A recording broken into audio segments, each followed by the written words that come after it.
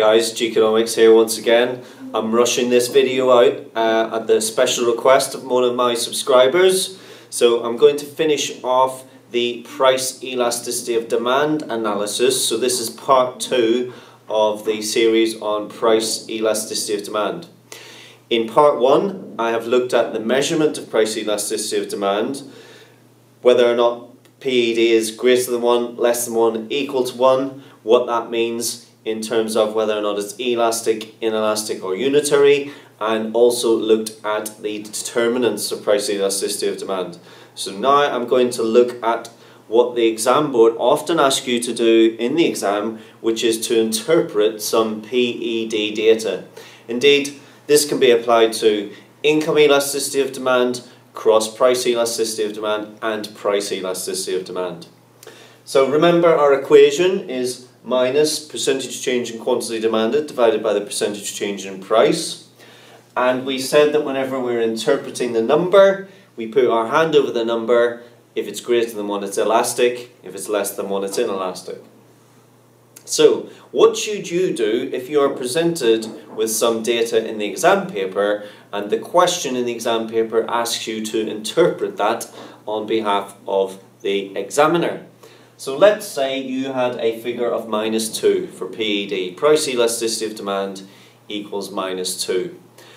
I always tell my students the best way to do this is to start off by saying what will happen and how would we get a result of -2 if on the bottom line we had a 10% rise, in this case in price. So a 10% rise in price, something divided by 10% is equal to, in this case, -2. What must the question mark be in this instance? And of course, the question mark in this instance must be a 20% reduction.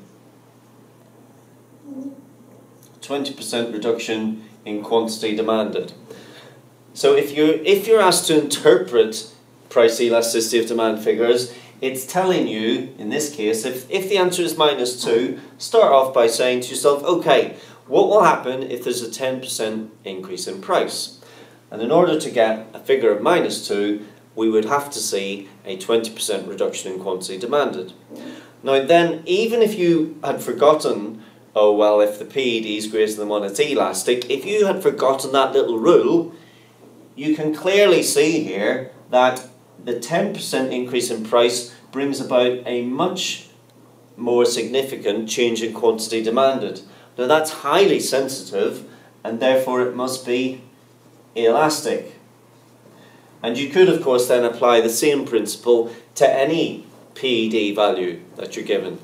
So that's all I'm going to say really on the interpretation of it. You can practice that yourselves, just work with it, work with different numbers, some which are obviously greater than 1, some which are less than 1, and in that way you'll get into the way of interpreting the data. But my advice really would be, ladies and gentlemen, always start with the 10% on the bottom line. Keeps your calculations nice and simple, easy mental arithmetic, and it's also easy to see how quantity demanded changes.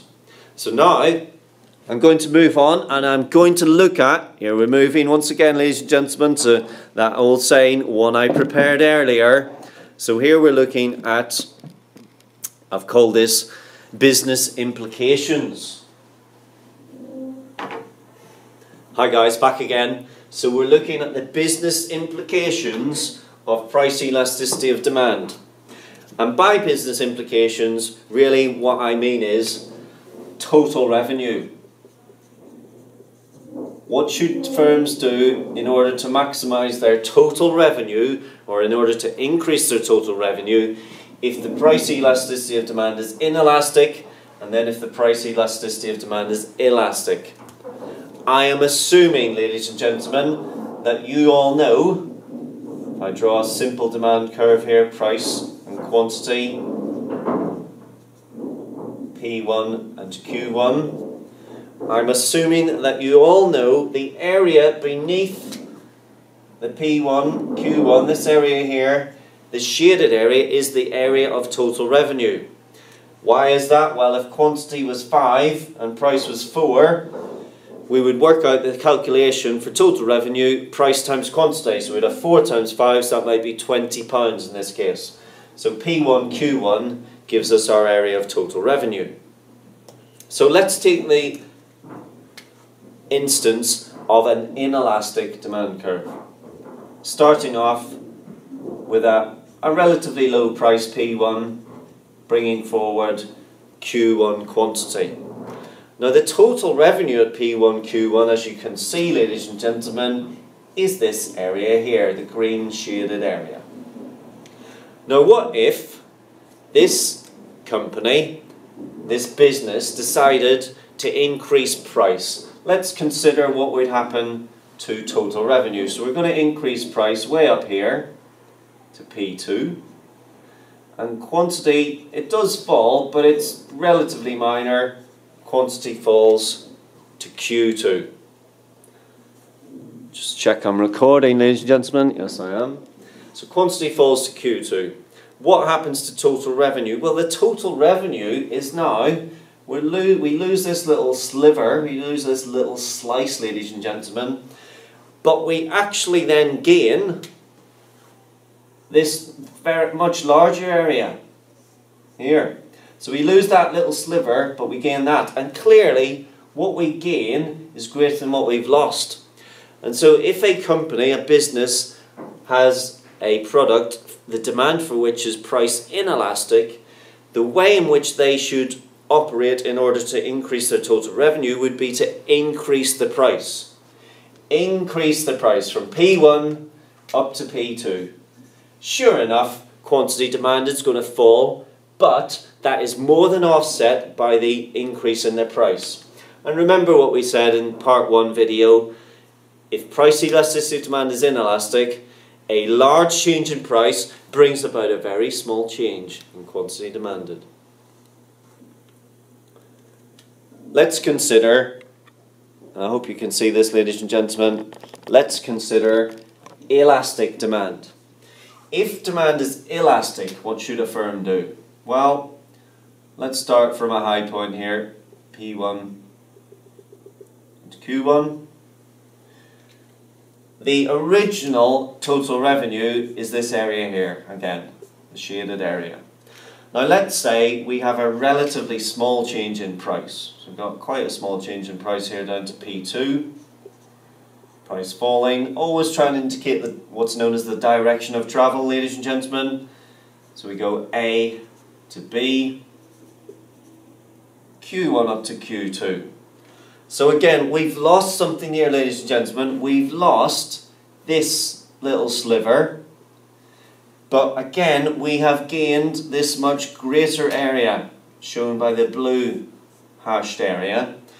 And so, if a firm finds that its price elasticity of demand for its product is elastic, the way for that business in that industry to operate, if it wants to increase total revenue, is to reduce its prices, increase its quantity demanded. Why is that? Because a small change in price brings about a very significant large change in quantity demanded.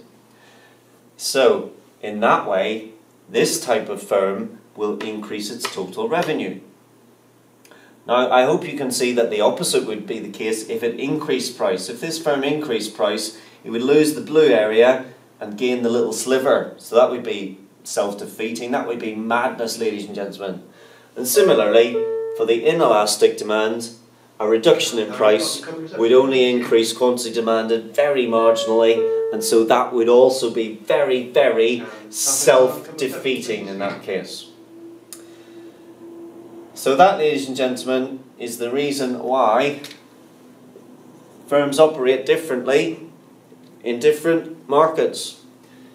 Cigarettes, alcohol, tobacco, petrol, all of this type of elasticity of demand. This is the reason the government piles on taxes onto these types of goods, because they know that the total revenue will go up and they can then predict fairly accurately what their income stream will be. This is the reason why Tesco, Aldi, Lidl's all compete with one another, not by banging their prices up, oh no, no, no. They reduce their prices in order to be more competitive. They know that if people are sensitive to prices, they'll come to their supermarché instead of the one down the road next door. And so supermarkets and so on have this. They exhibit this elastic type of demand. And of course, we're talking today when Tesco has announced a 55% loss, 55% loss, a 55% reduction in their profits this year.